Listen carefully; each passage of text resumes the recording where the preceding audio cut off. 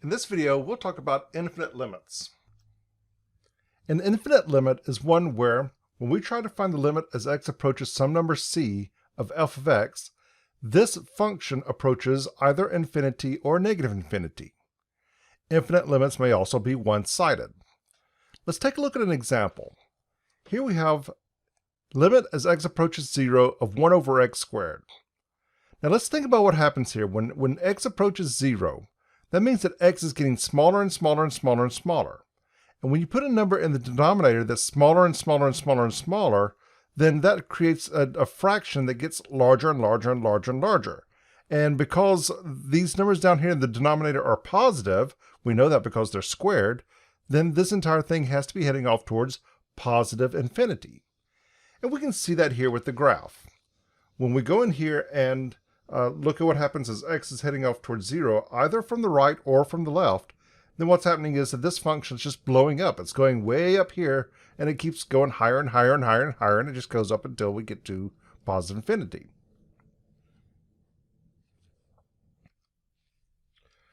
All right, let's look at another example. Suppose we want to evaluate the limit as x approaches 0 of 1 over x. Now let's think about this for a second here. Okay, so we know this is a general limit, and in order for this general limit to exist, then the limit from the left and the limit from the right both have to be equal to the same thing. So let's approach the limit coming from the left. Let's think about coming from the left. What happens if x is equal to negative 0.1?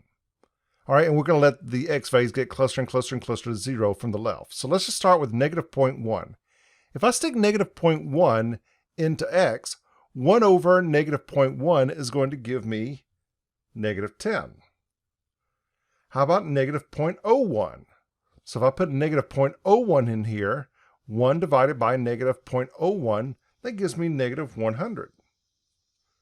Negative 0.001 will give me negative 1,000. Here we're going to get negative 10,000. And it looks like what's happening is that when we approach coming from the left, this thing is heading towards negative infinity. If we come from the right, well, we can do the same thing. How about if we approach 0 coming from the right? So we're talking about numbers like 0.1, 0.01, 0.001. 0.1, if we stick that in place of x up here, 1 divided by 0.1, 1 divided by 1/10, just gives me 10. Here I'm going to get 100. Here I'll get 1,000. Here I'll get 10,000. And it looks like what's happening is that this is heading off towards positive infinity. So we could do the one-sided limits here, and we see that, okay, these are infinite limits. But if we're talking about the general limit exists, the general limit itself, this doesn't exist. And the reason it doesn't exist is because the only way a general limit exists is if the one coming from the left is equal to the one coming from the right. And these aren't equal. I mean, these are really not equal because that's about as far apart as you could possibly get.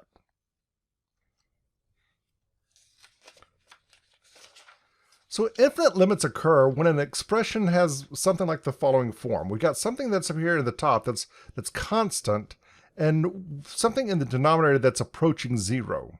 This is the sort of situation that creates an infinite limit. And what we do is we examine the signs of the numerator and the denominator to determine whether we're heading off towards positive infinity or heading off towards negative infinity. So let's just think about an example here. We're going to approach x is going to approach 4 coming from the right, and our function is x over x minus 4. And we want to see what happens here. Okay, so look at what's happening up here at the top. If we're approaching 4 coming from the right, that means we're getting closer and closer and closer to 4, but we're talking about numbers that are a little bit more than 4. So 4.1, 4.01, 4.001, those kind of numbers. Looks like the numerator up here is just going to approach 4. All right, so this up here would be approaching 4, which is a constant. And in the denominator, if we approach 4 coming from the right, we got x minus 4. That's going to approach 0. But because we're coming from the right, these are going to be very small, little tiny positive numbers. So these are going to be itty-bitty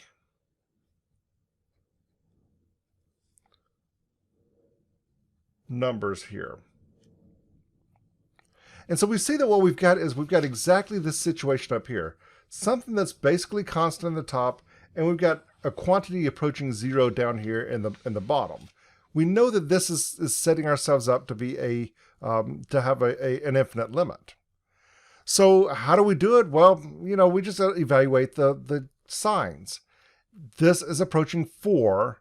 These are going to be very small positive numbers. So 4 is positive. These are positive. A positive divided by a positive is going to be a positive, which means that this limit is heading off towards positive infinity, and that's an infinite limit. How about this one right here? Okay, I want to go in here and I want to evaluate this right here. 12 over sine of x as x is approaching 0 coming from the left. All right, so we've got this here. Now we can see we've got a constant up here in the top. What about sine of x? Well, we know if we stuck a 0 into sine of x, sine of 0 would be 0. And so this looks like it's setting itself up to be an infinite limit. The only question is, well, okay, is this going to be, we can see 12 is positive. Are these going to be positive or are these going to be negative numbers? And if we're approaching 0 coming from the left, we can just take a look at the graph of sine right here. If we approach 0 coming from the left, then we can see that sine is negative down here. All right, so a constant in the top, numbers approaching 0 from the bottom, but they're negative, and so it looks like this thing is heading off towards negative infinity. Okay, because we've got a positive divided by negative numbers. That's where the negative comes from. A constant over really small numbers that are heading off towards 0. That's what tells us that this is an infinity.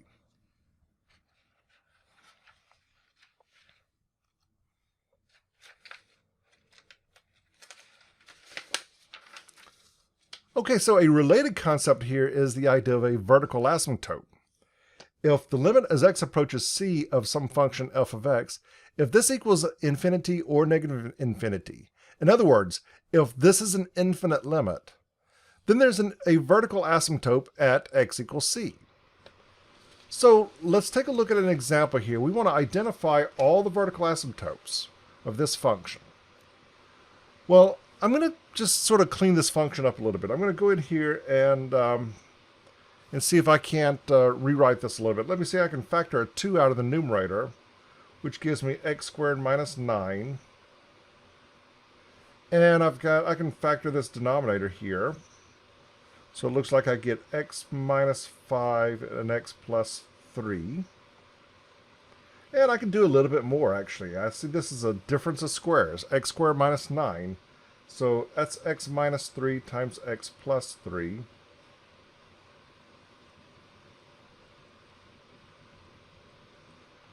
And I've just rewritten my function here. Now let's evaluate this a little bit here. Let's just think about what happens here. If we go in here and try to start taking some limits. Obviously 5 and negative 3 are kind of special numbers, right? Because those are the things that are making us have a 0 in the denominator.